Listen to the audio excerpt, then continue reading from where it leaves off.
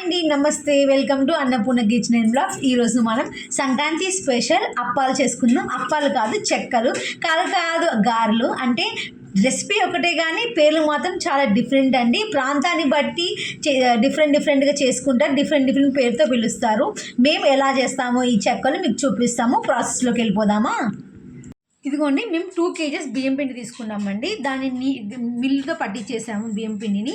So దీనిని జల్లించుకున్నాం అనమాట 2 సార్లు. ఇప్పుడు మనం దీంట్లోకి ఒక 2 hours ముందు నానబెట్టిన సగ్గుబియ్యం వేస్తున్నాము. 1 కప్పు సగ్గుబియ్యం దాకా పడుతుందండి. ఎందుకంటే సగ్గుబియ్యం వల్ల క్రిస్పీనెస్ వస్తుంది, మనకి టేస్ట్ కూడా చాలా బాగుంటుంది.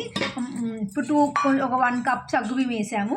నెక్స్ట్ సగ్గుబియ్యం నానబెట్టేటప్పుడు మేము శనగపప్పు కూడా నానబెట్టామండి ఒక 2 hours. అది కూడా 1 కప్పు శనగపప్పు వేసేసుకుంటున్నాం దీంట్లోకి. మంచి శనగపప్పు కూడా బాగా ఫ్రై అయ్యి టేస్ట్ భలేగా ఉండిద్ది.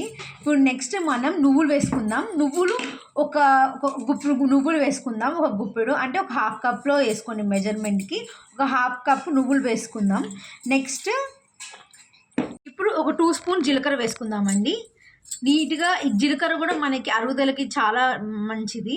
సో ఇప్పుడు నెక్స్ట్ పచ్చిమిర్చి ఇంకా అల్లం అనేది ఒక 10 to 15 పచ్చిమిర్చిని, ఒక చిన్న అల్లం ముక్కని మిక్సీ పట్టుకున్నాం మెత్తగా. ఆ పేస్ట్ కూడా వేసేసుకున్నాం. ఇప్పుడు దీంట్లో మనం కారం యాడ్ చేయము. ఈ పచ్చిమిర్చి పేస్ట్ కారమే సరిపోతుంది. డిఫరెంట్గా ఉంటుంది టేస్ట్ కూడా, మీరు కూడా ట్రై చేయండి. ఇప్పుడు నెక్స్ట్ సన్నగా కట్ చేసుకున్న కొత్తిమీర వేసుకుంటున్నాము. నెక్స్ట్ దాని తర్వాత సన్నగా కట్ చేసుకున్న కరివేపాకు కూడా వేసుకున్నాం. నీట్గా వాష్ చేసి సన్నగా కట్ చేసుకొని వేసేసుకుంటున్నాము. ఇప్పుడు నెక్స్ట్ దీంట్లోకి ఒక్కసారి కలుపుకుందాము.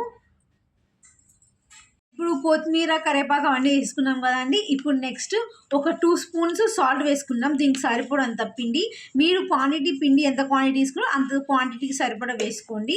ఉప్పు తక్కువ అయితే బాగుంటుంది కానీ ఎక్కువ అయితే బాగుంటుందండి, చూసి వేసుకోండి. నెక్స్ట్ ఒక 50 grams బటర్ వేసుకుంటున్నాము. బటర్ వల్ల చాలా బాగుంటుంది టేస్ట్.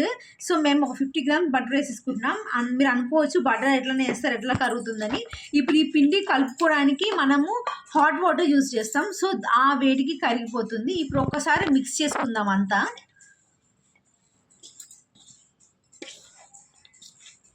నీట్గా మిక్స్ చేసుకోండి. ఉప్పు ఇంకా పచ్చిమిర్చి పేస్ట్ అవన్నీ పిండికి పడేటట్టుగా నీట్గా కలిపేసుకోండి. తర్వాత మనం కొంచెం కొద్దిగా వేడి వాటర్ వేసి కలుపుకోవాలన్నమాట. సో నీట్గా సాల్ట్ ఇంత పిండి అంతా ఈవెన్గా స్ప్రెడ్ అయ్యేటట్టుగా చూసుకోండి. ఇదిగోండి నీట్గా కలిపేసుకున్నాం కదండి. ఇప్పుడు హాట్ వాటర్ కూడా రెడీ అయిపోయినాయి.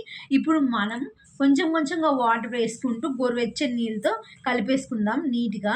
ఈ చక్కల పిండి అనేది గోరువెచ్చని నీళ్ళతో కలుపుకునే టేస్ట్ బాగుంటుంది. సో మీరు ఒకసారి ట్రై చేయండి, చాలా బాగుంటుంది టేస్ట్. ఇంకా మనకి నియర్లీ 1 month వరకు నిలువ ఉంటాయి అన్నమాట. సంక్రాంతి అంటేనే పిండి వంటలు. సో కంపల్సరీగా ప్రతి ఒక్కరి ఇంట్లో పిండి వంటలు చేసుకుంటారు కదండి. మా రెసిపీని ఒకసారి ట్రై చేయండి, మేము ఎలా చేస్తామో మీరు టేస్ట్ చేసి కమెంట్ చేయండి మాకు. ఇప్పుడు నీట్గా మనం కలిపేసుకుందాం దీన్ని. ఇప్పుడు ఉండలు లేకుండా నీట్గా కలిపేసుకుందాం. వేడి వాటర్ పోసుకుంటూ ఆ వాటర్ అడ్జస్ట్ చేసుకుంటూ. చూసారా, నీట్గా ఇలా కలిపేసుకున్నాం కదండి పిండిని. ఇప్పుడు నెక్స్ట్ మనం చిన్న బాల్స్ లాగా చేసుకుందామండి. అది చేసుకొని పక్కన పెట్టేసుకుందాం. ఒక 20-30 బాల్స్ లాగా చేసుకొని పక్కన పెట్టుకుందాం. రౌండ్గా చేసుకుందాం బాల్స్ని. యాక్చువల్ గులాబ్ జామ్ సైజు ఉంటుంది కదండి, ఆ సైజు చేసుకుంటే సరిపోతుంది. మరీ పెద్దగా అప్పాలు ఒత్తుకున్నా అంత మంచిగా అనిపించదు. మీడియం సైజులో ఒత్తుకుంటే అప్పాలు చాలా బాగుంటాయి. ఇదిగోండి, ఇప్పుడు పూరి ప్లస్ తీసుకున్నామండి మేము. సో దీనికి అటు ఇటు ఆయిల్ రాసేసుకుంటున్నాము. ఒక పాలిథిన్ కవర్ లాంటిది ఒకటి పెట్టేసుకొని దానికి 2 sides ఆయిల్ పెట్టేసుకొని అట్లా బాల్ చేసుకున్నాం కదండి ఇందాక పిండిది. సో అది వేసేసి ప్రెస్ చేద్దామండి. ఇప్పుడు ప్రెస్ చేసిన తర్వాత ఎక్కువ ప్రెషర్ పెట్టకండి, కొంచెం ప్రెషర్ పెట్టి దాన్ని ప్రెస్ చేయండి. ఇప్పుడు ఫైనలీ మనకి ఇలా వస్తుందండి. దీన్ని తీసి మనం ఇలా పక్కకి వేసుకుందామండి.